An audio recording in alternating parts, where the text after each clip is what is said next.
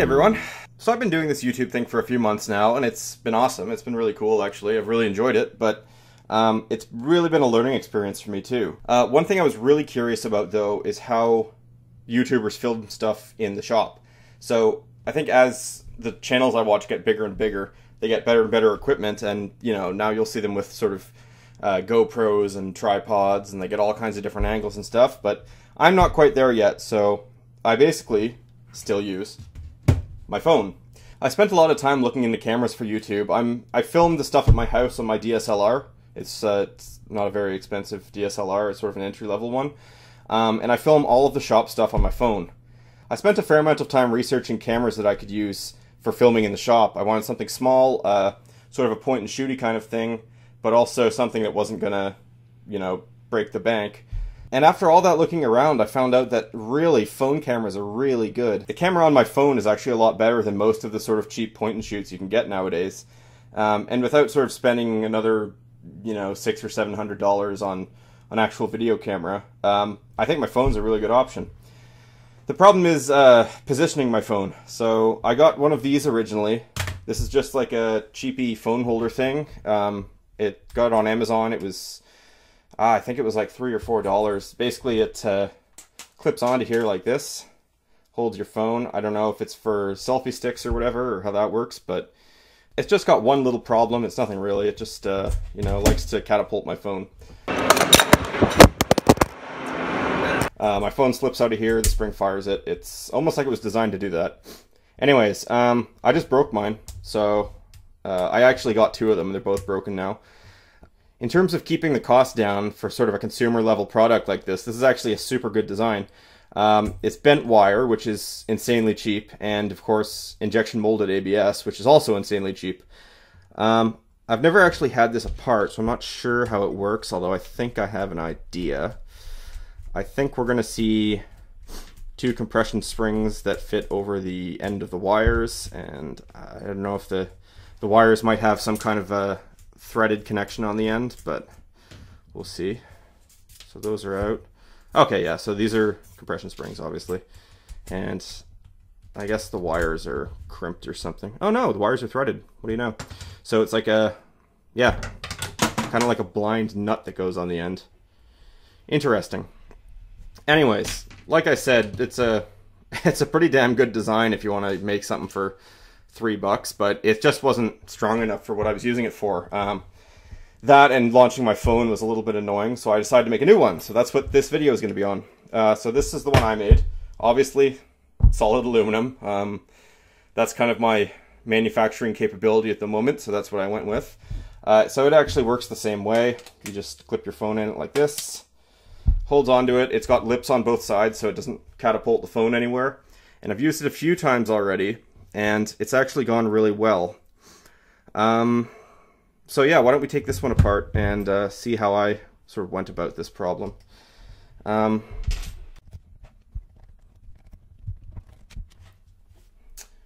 so what we've got here is basically just a laser cut piece of acrylic, I guess. So I've really been impressed with hobby laser cutters. We have one at work just for prototyping and doing packaging and stuff. And it's great. It does a really good job on small parts like this, and especially when it's just a two-dimensional part. It's perfect. I may make this out of metal again. Acrylic is fairly brittle, so I don't foresee it standing up to use well, but it certainly works fine for now. So my mechanism's a little different from theirs. I thought about doing something like what they did, but what I wanted to avoid doing was drilling really long holes. So I've basically just got two guide rods in here and a threaded hole here.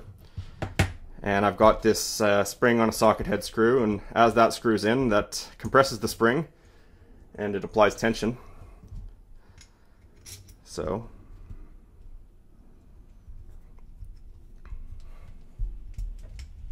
there. And so much like the other one, I've got a threaded hole here for $1/4 It's kind of funny. You think like photography, high-end, high-tech stuff, definitely metric, but nope, it's all imperial. So yeah, that sort of just comes out and it's a blind hole in the bottom. So I kind of screwed up on this. This hole was supposed to be down here, but I got it backwards. whenever possible, I try not to scrap my own parts. That's something I can live with. This, obviously, if this is for someone else, I mean, this would be a deal breaker right there and go right in the scrap bin. Scrap parts for a lot less than this, but yeah, for myself, I mean, you know, you put enough time into it, don't want to be wasteful, and sort of recovered it anyways. I made a shaft that fits in there and looks decent, so I'm pretty happy with that. The design is all fairly heavily chamfered.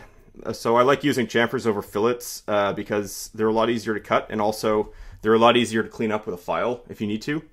Yeah, so I mean, this works pretty well. What I do with this, same thing I did with the other one actually, is I've got one of these cheapo power fist indicator holders.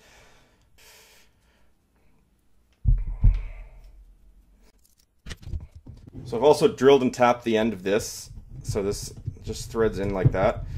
This isn't actually the final bar I'm using. This is just sort of what I had at home, but it's the bar I used to use anyways. So yeah, there you go. And now, of course, you can adjust this however you want because it's an indicator holder. It's got a magnetic base, so I can attach it to the machine. Another thing I've done actually is I took the dowel out from here that it normally pivots around for the fine adjust, and I put in some sorbothane rubber, and that's a vibration damper. It's a good vibration damper actually. So that helps a little bit with the vibration, although you'll still see in my videos they do vibrate a bit, just because the magnet's attached to the machine. I think a lot of the I guess better YouTubers have big tripods, and they have their, you know, filming stuff in their shop, and they can set up a tripod and set up all the lighting and stuff. I can't really do that because it's a shared shop, and I don't like to impose more than I have to, I guess. You know, the shop manager is fine with me filming in there and stuff, and always good for a laugh, I guess. But yeah, I don't want to set up a tripod or lights or anything like that for the moment. So, you know, phone holder works, takes really good 1080p video, and then it can also take high-speed video, although I've never really had any luck with that. It's never sort of turned out very well, so I don't know.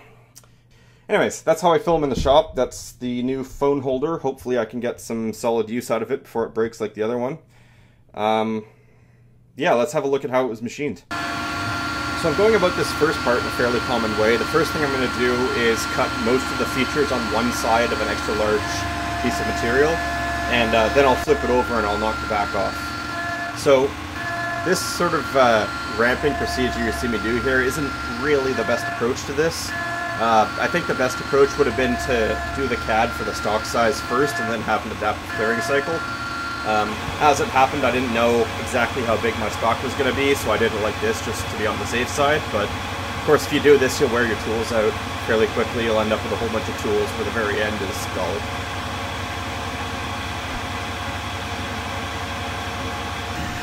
So this is a much better way of removing a lot of material. It's called adaptive clearing. The basic premise is that you're keeping the tool in a constant engagement for the longest amount of time, and the fewer parameters that change, sort of the better surface finish you get. And I believe it's also optimized for maximum material removal rate, so you can get a lot of material out really quickly this way. I don't know if it's the fastest way. I think plunge milling is pretty fast too, but it's certainly very effective, and you can do it in HSM really easily. So that's what I try to do for most operations. You see here I'm just spotting a few holes. Those are for the M4 screws that are going in the front. So I'd normally use coolant, but I basically omitted the coolant for this, and I'm just using some WD-40 and air, just so you can see what's going on mostly.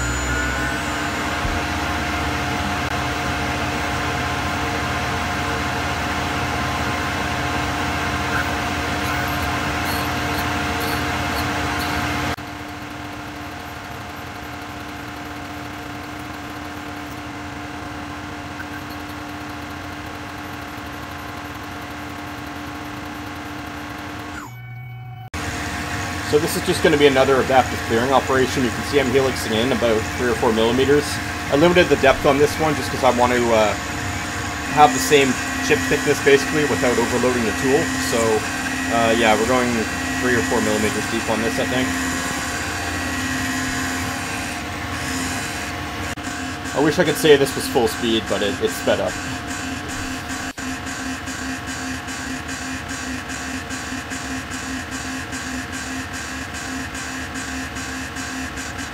One thing that I can't stress enough that you do when you're using HSM Works or HSM Express or whatever is to set your default no cutting feed rate for adaptive clearing to be the machine's maximum. Otherwise it'll stay in the cutting feed rate when it comes back around, and it takes up a lot of time. Here you can see I'm just doing a finishing pass on the inside of this pocket. If I'd have used the pocket operation, it would have done the finishing pass automatically, but it also wouldn't have had that optimized sort of cutting pattern. Here I'm just putting a small chamfer on this. This is basically just deburring 0.5 millimeter chamfer.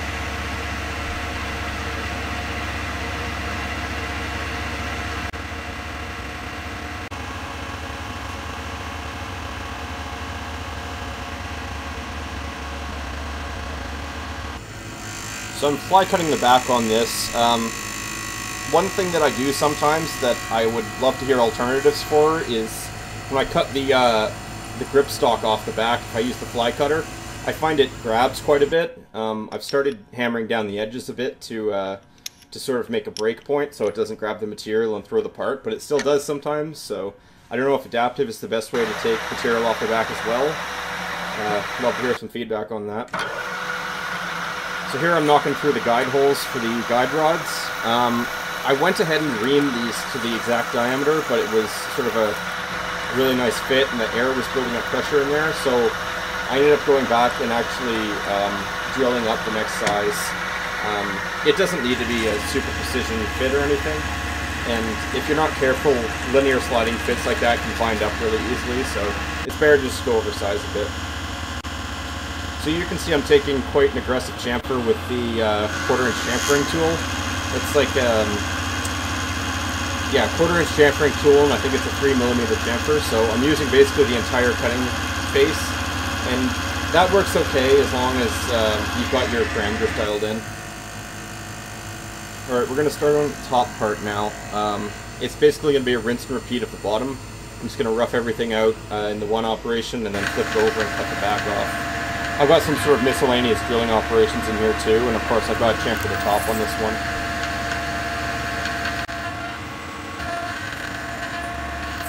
Again here you see I'm doing the sort of 1 millimeter step downs instead of adaptive clearing, and you know, for the same reason, it's just because I didn't know what the stock size was going to be.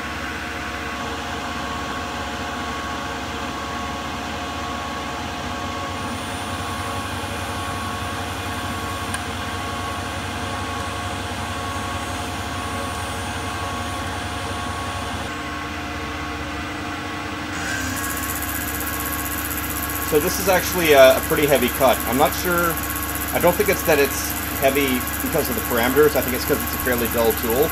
But you can sort of hear that, I don't know, low-pitched rumble with like a rattling sound, and that's a pretty heavy chip load, that's what that sounds like, so I think I backed off it a bit here. Another indicator that the end mill is kind of dull is it's leaving a really perfect edge finish, so that top edge has like huge burr and it's just smearing the material up, so probably time to replace that end mill. You'll notice all the photography in this is a bit shaky because, well, I don't have a phone holder, so yeah, this problem probably won't be occurring in the next videos.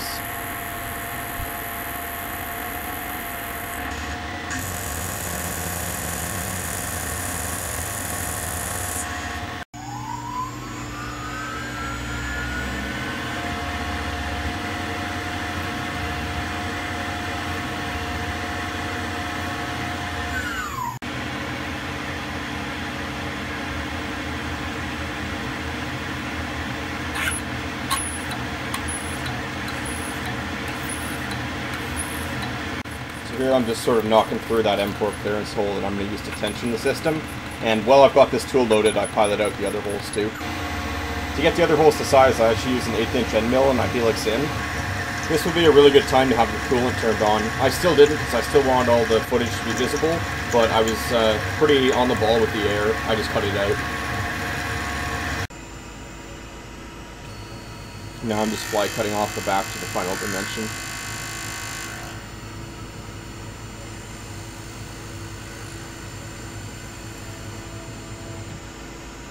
Yeah, so you can see I gotta blow the chips away from that helixing operation. Here's the big 3mm chamfer on this part. Same story as last time, it's pretty aggressive, but I got the feeds and speeds dialed in about right to avoid chatter. You would typically use a much larger chamfering tool for such a big chamfer.